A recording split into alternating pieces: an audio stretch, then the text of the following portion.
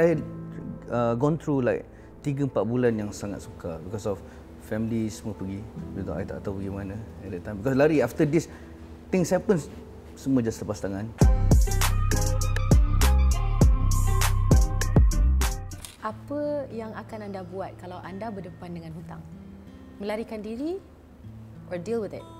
Hari ini Amy bersama Arif Peter, and Arif pernah viral sebab dia terpaksa tinggal dalam kereta selepas an investment scam. So, thank you again Arif. Thank you very much for being with us. Thank you very much for inviting me too. Sebenarnya selepas Amy baca pasal cerita Arif, I have so many questions for you. Tapi I think untuk menyenangkan orang kat rumah faham sebenarnya apa kejadian ni, kita mulakan dari depan. Sebelum kejadian ni yang berlaku dekat awak, life awak macam mana? Okay, selepas saya graduate master dekat UNIKL in marketing, so saya ada orang kata perusahaan. I mean, I have like company for company cleaning. I do a lot of service company before. But my father ada investor from China, investment company, so-called investment company datang Malaysia. So dia approach ayah saya approach saya untuk jadi the face of the company untuk target market Malay and Bumiputra. Okay. Because it's hard for like diorang daripada mainland China punya company nak penetrate market Malay and Bumiputra kat sini. Kalau tak ada seorang yang memang as a proxy. From that, as from a proxy, that that's all. And then kalau I boleh tanya, what happened? So awak menjadi macam conveyor of this message kan, dan awak yang jadi marketer untuk ajak orang untuk invest dekat benda ni. Betul. And then apa jadi dengan investment tu?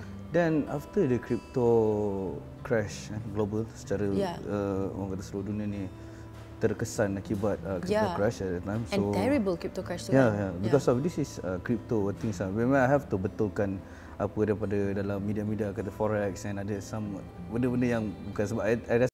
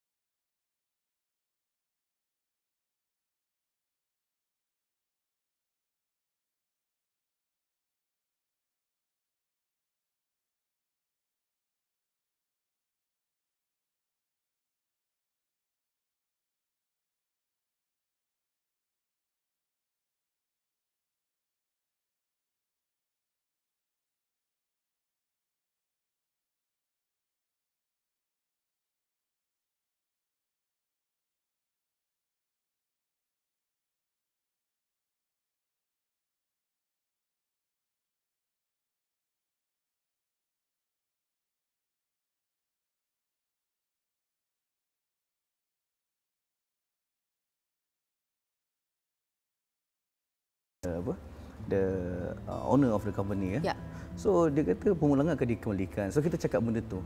So awak yang sampaikan message tu lah. Every time I give a talk, every time I give Google Meet ke apa-apa pun sekali kan dekat dalam Zoom ke apa meeting. So I cakap benda tu. So people expected anything was happen, dia punya modal, dia punya capital akan return. But I terlepas pandang soal contract at that time. Dan kontrak tu memang ada cakap all risk akan ditanggung oleh pelabu. That's my mistake. Sebab tu I kata ada orang kata expensive experience and mistake. That's my experience. Okay, the thing is for me kan, apa yang I nampak is cryptocurrency setahu saya, semua orang yang invest, tak kira lah Bitcoin lah, whatever punya Ethereum lah, whatever semua coins yang ada kan. Bila selepas crypto crash yang jadi, semua orang hilang duit. Dari situ. Kenapa awak rasa yang awak sendiri yang bertanggung? Sebab I rasa benda ni sangat impresif. Awak memilih untuk ambil tanggungjawab ni dengan sepenuhnya atas bahu awak sebab awak rasa bersalah dengan apa yang berlaku. Padahal benda tu tak punca dari awak pun. Kalau nak cakap macam ni betul. But the thing is, I percaya benda ni lah. I mungkin nampak macam not religious apa benda. I faham benda tu. Daripada segi appearance, people can judge me buat apa benda sekalipun. But the thing is, I believe in, I boleh lari daripada masalah sejauh mana I boleh lari daripada masalah dalam bumi Tuhan ni. Understand? Yeah. How far I can go at the time first. And I tak perlu bayar pun sebenarnya. Because dah ada bond in contract. Yeah. But the thing, when I said to them yang I have to pay ataupun the company will tanggung anything happens, pulangan tu akan apa, capital lah, means ada capital, the early capital akan dipulangkan. So I kena pulangkan at that time tu. Because I rasa macam ni what we call like, apa kita, I tak nak jadi orang yang cakap tak seperbikin. I rasa prinsip awak sangat kuat. You know, sebabkan awak rasa macam awak yang sampaikan message tu, awak nak juga bertanggungjawab atas, which I think is macam for me lah kan, sebagai seorang yang kerja dalam bidang seni, tanggungjawab dan prinsip sekuat tu adalah jarang untuk jumpa. It's not lah, it's because of my arwah mak saya cakap satu benda macam ni. Benda ni I pegang satu benda lah. Memang I sedih. At the time semua orang, I mean like, siapa je tak berada dia hilang at the time. Tapi I mean like kita tak, I'm sorry to say this but I have to say this juga. Saya tak nak cakap tapi saya perlu cakap benda ni. Kita kat Malaysia tak bersedia lagi pun sebenarnya untuk invest ni sebenarnya. The majority of people tak bersedia pun untuk kehilangan because of they use like dia punya saving lifetime. I faham benda tu. So, saya cari duit sepenat. Ada yang betul-betul gunakan gaji dia pada bulan tersebut nak join because of dengar anything happens, the worst case scenario dia akan dapat balik dia punya capital, dia punya modal awal. So okay, tak apalah, kita rasa macam bukan semua orang senang cari duit sekarang. Lagi-lagi waktu-waktu sekarang dan after post pandemic kan, semua orang terjejas. So I just bayar aku. I just malah nak fikir panjang benda tu. Mungkin ini sedikit sensitif, so kalau awak tak nak jawab pun it's fine. Awak ada minta tak bantuan dari mungkin family members awak yang terlibat juga dalam this situation untuk mengambil tanggungjawab ni sekali dengan awak ke? Macam mana? Okay, this is I have to be honest. Setiap orang ada komitmen masing-masing kan. So I pernah je reach out before this. I reach out just as many people yang boleh minta tolong at the time. But after this post-pandemic and all this, global economic crisis, semua orang being like, not called selfish lah, tapi I rasa bagus juga sebab dia orang pentingkan diri dia orang dulu instead of others, which means good. Ada satu perspektif baik, saya fikir betul lah, semua orang tak ada cash flow yang cantik lah sekarang kan. So I faham lah, so I just stop after I realise yang stop minta kat manusia kot, because of manusia pun minta pada Tuhan yang sama. So why not I direct minta kat Tuhan dia at that time. Then because I feel like mungkin I had macam bukan putus asa, I just macam dah kot minta kat orang because of dia orang pun minta pada Tuhan yang sama. Why not kenapa I nak kena minta kat dia orang? And that thoughts coming to me macam came to me like macam kot dah kot. Dalam keadaan semua orang dah tertekankan dari segi financial, especially selepas pandemic. Betul.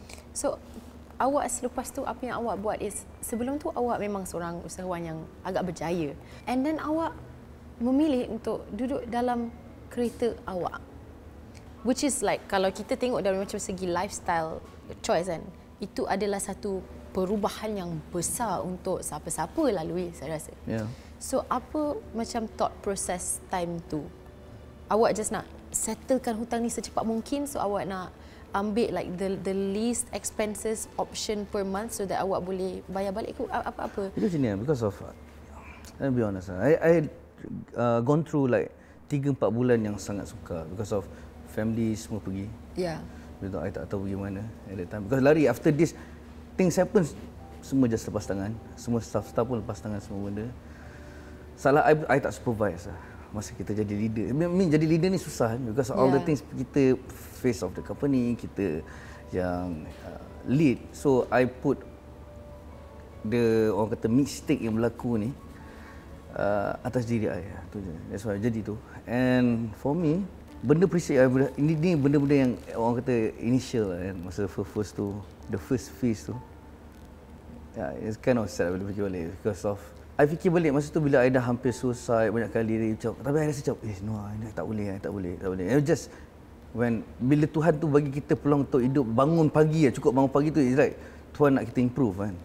Improve to be better daripada other days. So yalah, tahun lepas means like, that's why Tuhan bagi kita bangun lagi kan. Bangun pagi cukup, and I fikir balik every day Tuhan bagi aku bangun pagi kan. So dengan I jadi depressed, sedih, kecewa, takkan mengurangkan sesin pun hutang aku dengan diorang, dengan para pelabur. Takkan mengurangkan sedikit pun rasa marah diorang kepada saya. So, at that time I just betul-betul kecilkan komitmen I, betul-betul kau-kau lah. I boleh je, because I kerja as a head of marketing masa tu. I boleh je nak duduk bermewah-mewahan at that time. I boleh choose the lavish lifestyle dengan commission all the things saya dapat semua.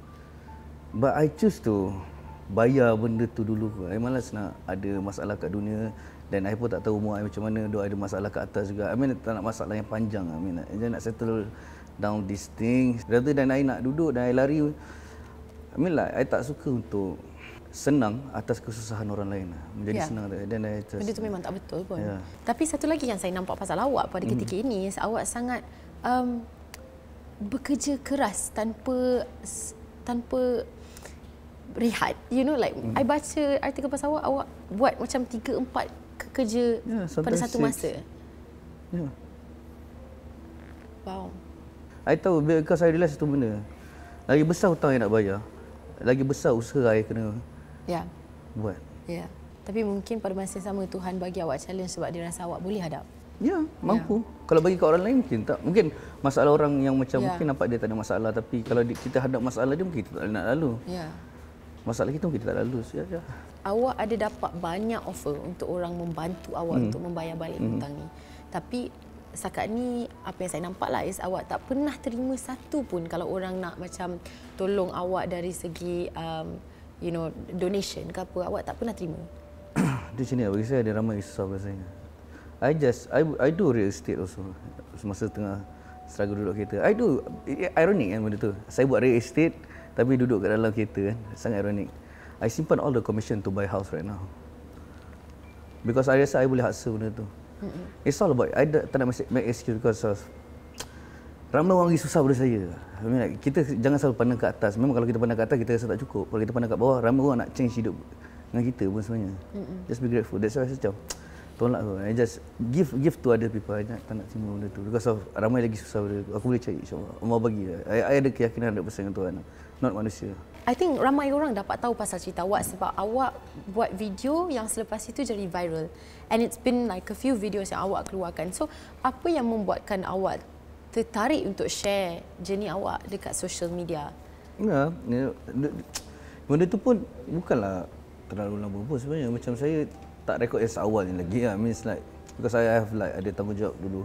Yang kena settlekan. So, currently because I feel like I just miss my family. 2 years tak jumpa kan. So I hope that social media, because I tak tengok social media as a hiburan saja, entertainment. You dapat apa yang you expect kan dalam hidup I macam tu. So I look at social media as a satu benda yang boleh sampaikan message kita abroad. So I hope that my family will tengok benda ni semua and come back to Malaysia ke apa. Everything dah settle. I have buy a house for them too. I nak tanya macam status of awak. Can I ask this question of awak membayar balik hutang ni? So mula-mula awak ada cakap 1.2 million, is it? That is an incredible amount of money untuk orang kerja from scratch untuk dapat. So boleh saya tanya sekarang macam status dia dekat mana? Awak dah bayar balik? Dah, saya bayar semua dah dengan company saya sini. Dah habis? Dah. Tahniah. Alhamdulillah. Itu je Allah bantu. Manusia ramai yang question lah, but I kena cakap satu benda ni lah. Takkan kita nak ragu-ragu dengan Tuhan yang mencipta kita. I selalu cakap dong, if you have like sometimes jangan bila kau tak berjaya sebab Tuhan give me lah, give you, give everybody kat sini semua 24 hours yang sama. Kita stuck sebab kita tak gunakan masa tu dengan betul lah tu je. I nak cakap personally, I rasa macam bila I baca komen dekat awak punya TikTok pun, I rasa important yang dari apa yang saya nampak kan. Tahniah bukan saja sebab awak dapat membayar balik semua hutang awak, tapi tahniah juga sebab awak memilih jalan yang paling suka yang ada dekat depan awak, tapi pada masa yang sama jalan yang penuh dengan prinsip. Saya rasa itu macam menggambarkan seorang perwatakan awak dengan sangat jelas, which is very very incredible lah sebenarnya. By prinsip kita dapat networking yang baik lah tu je. And the networking, siapa-siapa yang kita buat network ni akan lebih confidence dengan kita to make business. Sebab dia tahu awak seorang yang bertanggungjawab, which is bukan senang untuk jumpa. So, I ada dengar cerita yang awak ada dapat tawaran untuk orang dari negara lain, I think kalau tak silap, untuk buat movie pasal kisah awak. So, adakah ini sesuatu benda yang awak tertarik nak buat ke? Ya, because sekarang kita dalam proses dalam pemilihan pelakon semua benda. So sekarang insya-Allah. Dan daripada dia beliau adalah pengarah daripada Hong Kong, Mr. Jeffrey Chang, yang buat filem untuk aktor Andy Lau semua benda. Dan ramai lagi artis famous in Hong Kong. So I feel like okay. Beyond expectation. I tak ada expect apa-apa. I just expect to meet my family, to promote my service at that time tu je. I tak ada expect benda ni.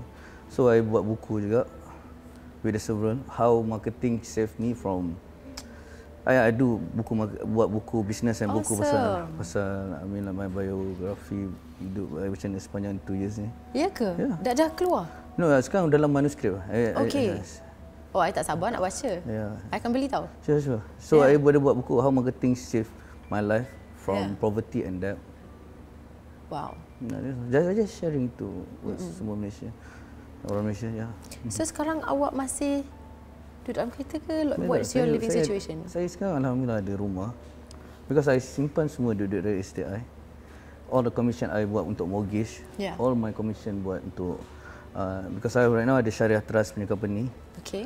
So I simpan all the commission semua. I accumulate and I say like okay, I use this money some of the money I bayar hutang, some of money I just use for orang kata improve balik hidup I. Just menapak balik semua. But it's okay, just a journey. I tak rasa hidup ni journey kan, perjalanan. So just craft orang kata buat jalan baru hidup.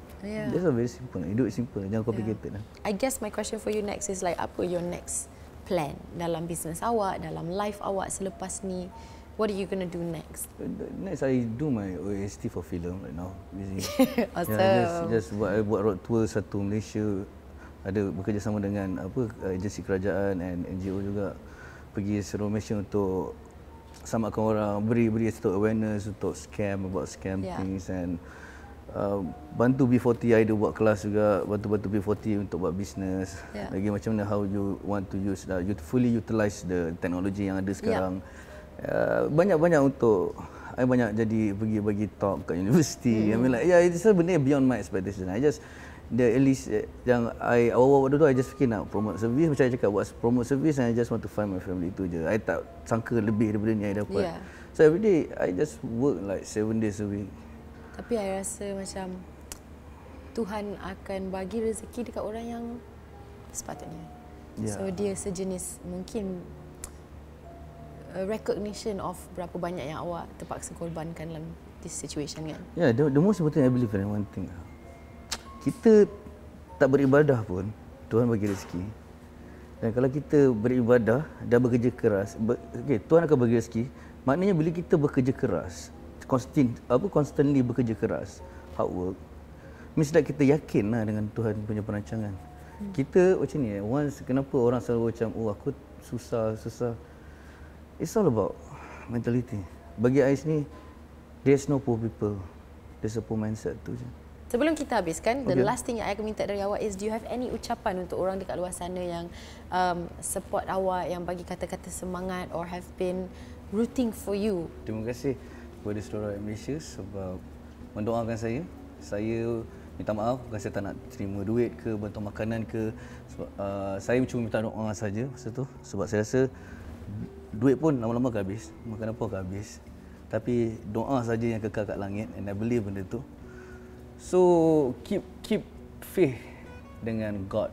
Ini saya keep faith dengan God first thing, dan jangan tak perlu kau nak invest, take a risk decision yang berisiko tinggi. Right now kita ada inflation, PR pun tak menentu. So save your money, spend wisely, do a low risk investment, and terus bekerja keras. Bila kita bekerja keras, maknanya kita percaya dengan takdir, and you percaya dengan God's plan. For me, thank you very much. I really appreciate it. Thank you very much.